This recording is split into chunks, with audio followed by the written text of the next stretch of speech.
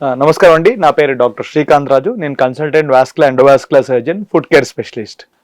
ఈరోజు మనం తీసుకోబోతున్న టాపిక్ ఏంటంటే డయాబెటీస్. ఈ డయాబెటీస్ ఎందుకు వస్తుంది, ఎలా వస్తుంది, డయాబెటీస్ వల్ల వచ్చే దుష్ప్రభావాలు ఏంటి, దానికి మెయిన్గా డయాబెటిక్ ఫుడ్లో వాళ్ళకు వచ్చే ఇబ్బందులు ఏంటి, ఇవన్నిటి గురించి మనము డీటెయిల్గా మాట్లాడుకుందాం. డయాబెటీస్ అనే సమస్య కొన్నేళ్ల నుంచి మనకు సమ్వేర్ అరౌండ్ 1800s ముందు ఇంత ఎక్కువ కేసెస్ లేవు. ఇప్పుడు మన ఇండియాలో కరెక్ట్గా మనం మాట్లాడుకుంటే ప్రతి ముగ్గురులో ఒకటికి డయాబెటీస్ ఉంది. దానికి కారణం ఏంటి? షుగర్ అనేది, అంటే మనం తినే షుగర్ అనేది మనకు బాగా అవైలబిలిటీ ఉండడం వల్ల ఈ యొక్క వ్యాధులు చాలా ఎక్కువగా వస్తున్నాయి. 1800 ముందు, 1900s కంటే ముందు మన ఇండియాలో డయాబెటీస్ అనేది ఇంత ఎక్కువగా లేదు. ఎందుకు? అప్పుడు ఓన్లీ పెద్ద పెద్ద రాజులకు, మీరు కరెక్ట్గా చూసుకుంటే ప్రీస్ట్లకు, గుడిలోని పూజారులకు, వీళ్ళకే ఈ షుగర్ వ్యాధి ఎక్కువ వచ్చింది. ఎందుకు? వారు తినే పదార్థాల్లో షుగర్ అనేది వాళ్ళకి తప్ప సామాన్యుడికి అవైలబుల్గా లేకుండా ఉండే. ఇప్పుడు ఏమైపోయింది? అది షుగర్ ప్రతి ఒక్క సామాన్యుడికి అవైలబుల్గా ఉండడం వల్ల మనం తినే ప్రతి ఒక్క పదార్థంలో షుగర్ కంటెంట్ అనేది ఉంటుంది. అది మనం రైస్ దగ్గర నుంచి తీసుకుంటే, స్వీట్స్ దగ్గర నుంచి తీసుకుంటే, చక్కెర మనం కలుపుకునే పాలు, టీ, 100 ప్రదేశాల్లో మనం ఆ షుగర్ని వాడి ఆ షుగర్ కంటెంట్ ఉన్న థింగ్స్ని మనం తింటున్నాం. ఎప్పుడైతే బాడీకి అవసరమైన కంటెంట్ కంటే కూడా ఎక్కువ షుగర్ బాడీలోకి ఎంటర్ అవుతుందో, బాడీలో ఒక ప్యాంక్రియాస్ అనే ఒక గ్రంథి ఉంటుంది.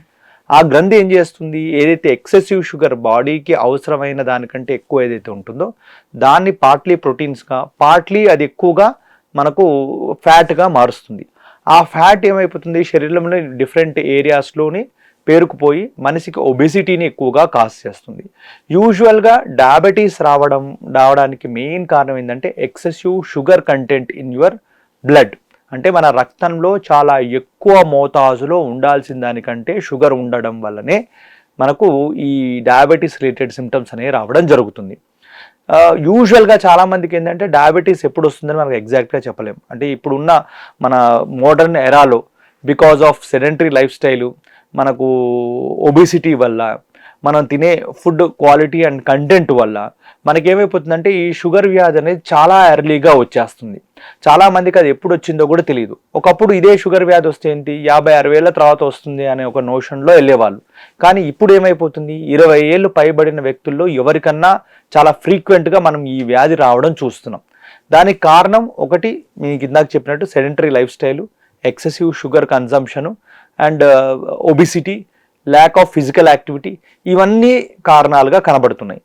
మనకు ఈ డయాబెటీస్ని అర్లియస్ట్గా మనం గుర్తుపట్టడం ఎట్లా అంటే, ఒక నార్మల్ వ్యక్తి రోజు వెళ్ళాల్సిన దానికంటే ఎక్కువగా మూత్రానికి వెళ్ళడము, లేదు వారికి దాహం చాలా ఎక్కువగా ఊరికే ఫ్రీక్వెంట్గా దాహం వేయడము, కళ్ళు తిరుగుతున్నట్టు అనిపించడము, ఇలాంటి సిమ్టమ్స్ అనేది మనకు చాలా అర్లీగా కనపడుతుంది. లేదా ఒంట్లో ఎక్కడో ఒక చోట చిన్న పుండు కానీ గుల్లలాగా మారినా కానీ అది ఈజీగా ఇన్ఫెక్షన్ స్ప్రెడ్ అయిపోవడము, ఇలాంటివి అర్లియస్ట్ సిమ్టమ్స్ అనమాట. అంటే మనకు డయాబెటీస్ వచ్చింది అని తెలియడానికి.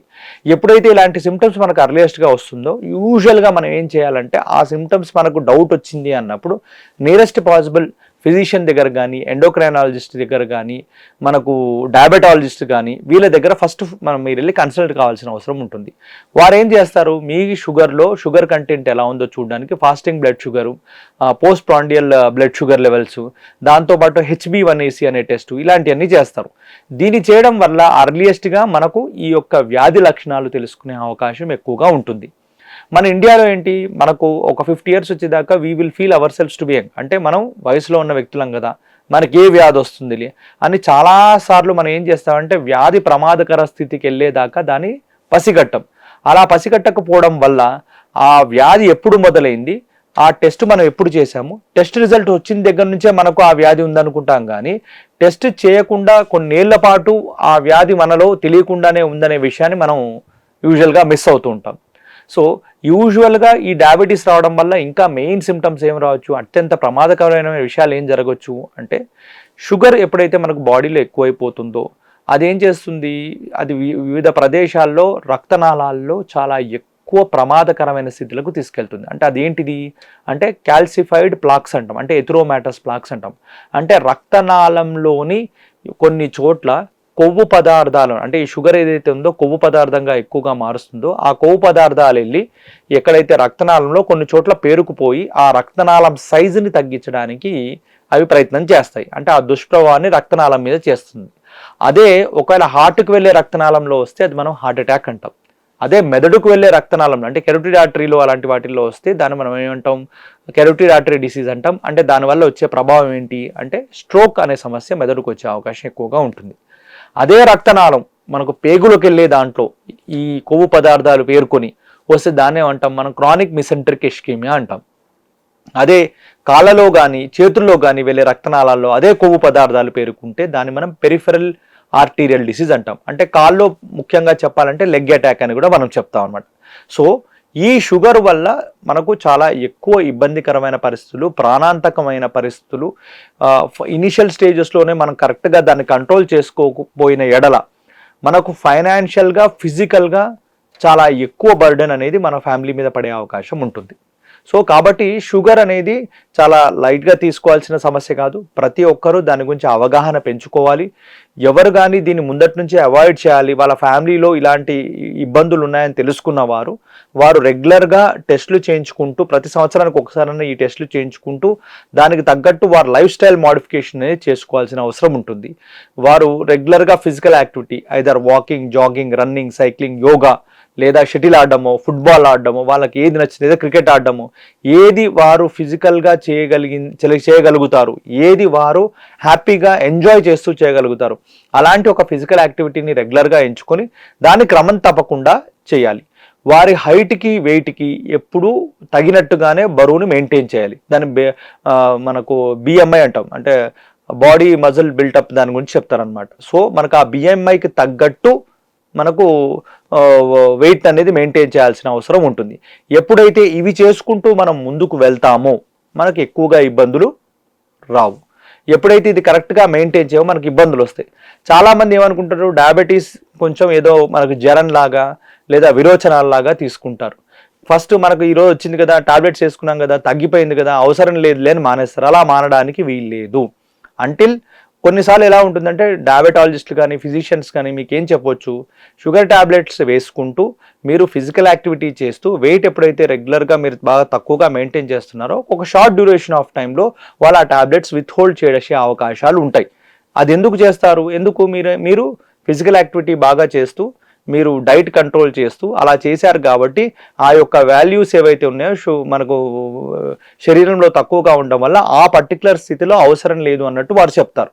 కానీ అది మీరు రెగ్యులర్గా మానిటర్ చేసుకుంటూ అది అలానే ఉందా లేదా మీరు సరిగ్గా మెయింటైన్ చేయకపోవడం మళ్ళీ పెరుగుతుందా, మళ్ళీ ఆ టాబ్లెట్స్ ఏమైనా రీస్టార్ట్ చేయాల్సిన అవసరం ఉందా అనేది కూడా చూసుకోవాలి.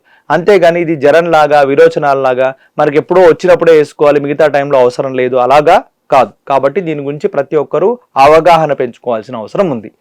ఇక మీదట ఇందులో మెయిన్గా చెప్పాలంటే డయాబెటిక్ ఫుట్లో చాలామంది పేషెంట్స్కి ఏమైపోతుంది అంటే డయాబెటిక్ ఫుట్లో పెరిఫెరల్ న్యూరోపతి అని వస్తుంది. అంటే వాళ్ళకి ఏమైపోతుంది అంటే చిన్న చిన్న నరాలు చేతుల్లో పాదాల్లో దెబ్బతిని దానివల్ల ఏమవుతుందంటే వాళ్ళకి స్పర్శ జ్ఞానం తక్కువైపోతుంది.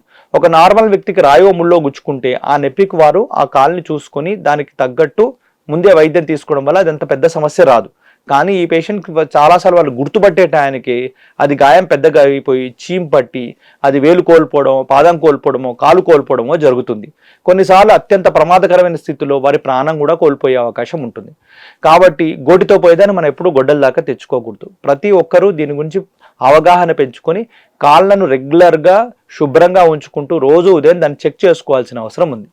ఇంకా డయాబెటీస్లో 2 రకాల గాయాలు వస్తాయి. ఒకటి ఏమంటాం మనం ప్రెషర్ అల్సర్స్ అంటాం, 2 ఇష్కిమిక్ అల్సర్స్ అంటాం. ఈ ప్రెషర్ అల్సర్స్ ఎందుకు వస్తుంది, డయాబెటీస్ ఉన్న పేషెంట్స్లో ఈ స్మాల్ జాయింట్స్లో చాలా చేంజెస్ జరుగుతాయి. వాళ్ళకి ప్రతి సంవత్సరం ఆ చేంజెస్ జరుగుతూ కాళ్ళ ఆకృతి, వేళ్ళ ఆకృతి అనేది చేంజ్ అవుతుంటుంది. దానివల్ల ఏమైపోతుందంటే వాళ్ళకి డిఫరెంట్ టైప్ ఆఫ్ ఫుట్ షేప్స్లోకి వెళ్ళిపోతుంది. అంటే నార్మల్ ఫుట్ కంటే అది వేరే రకంగా ఉంటుంది. అంటే ఆ ఫుట్ ఎలా ఉంటుంది, క్లా ఫుట్ కావచ్చు, రాకర్ బాటమ్ ఫుట్ కావచ్చు, లేదా క్లా టోస్ అని అంటాం, హ్యామర్ టోస్ అంటాం. ఇలా డిఫరెంట్ టైప్ ఆఫ్ ఫుట్ షేప్స్లోకి వెళ్తుంది. అలాంటి వ్యక్తులకు నార్మల్ ఫుట్ వేర్ వేసుకుంటే వారికి అక్కడ ప్రెషర్ ఏరియాస్ క్రియేట్ కావడం వల్ల ఈ ప్రెషర్ అల్సర్స్ అనేది డెవలప్ అవుతుంది. ఎందుకు, మన బాడీ వెయిట్ అంతా ఫుట్ మీదే పడుతుంది కాబట్టి మనం నడిచేటప్పుడు కానీ నుంచున్నప్పుడు కానీ. సో ఇలాంటి పేషెంట్స్కి వాళ్ళ కాళ్ళకు అవసరాలకు తగ్గట్టు కస్టమైజ్డ్ ఫుట్ వేర్ చేయించి అది వేసుకోవాల్సిన అవసరం ఉంటుంది. దానివల్ల ఏమైపోతుంది, ఈ ప్రెషర్ అల్సర్స్ ఏవైతే ఉన్నాయో అవి తొందరగా తగ్గడానికి ఆస్కారం ఉంటుంది.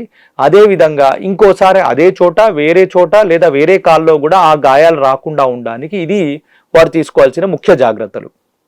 అదే కాకుండా ఇప్పుడు ఇష్కీమిక్ అల్సర్స్ వస్తే 30% ఆఫ్ డయాబెటిక్ పేషెంట్స్లో గాయాలకు రక్త సరఫరా సరిగ్గా లేకపోవడం వల్ల వారికి ఆ గాయం సరిగ్గా మానదు. అలాంటి పేషెంట్స్కి ఏం చేయాల్సి వస్తుందంటే డెఫినెట్గా వారికి మనకు రక్త సరఫరా పెంచడానికి ఎలాగైతే హార్ట్కి బైపాస్ చేస్తామో అలా కాల్లో కూడా బైపాస్ చేసే అవకాశం ఉంటుంది, అంటే రక్త సరఫరా పెంచే అవకాశం ఉంటుంది. ఎలాగైతే హార్ట్లో మనం బెలూను స్టంటు పెడతామో అలా కార్లో కూడా చేసే అవకాశం ఉంటుంది. ఈ విధానాల ద్వారా కాల్లో రక్త సరఫరా పెంచడం ద్వారా ఆ గాయాన్ని మాంచొచ్చు, ఆ పాదాన్ని కాపాడే అవకాశం ఉంటుంది. డయాబెటీస్ ఇన్ జనరల్ మనం కంట్రోల్గా ఉంచుకుంటే we will be very happy in our life.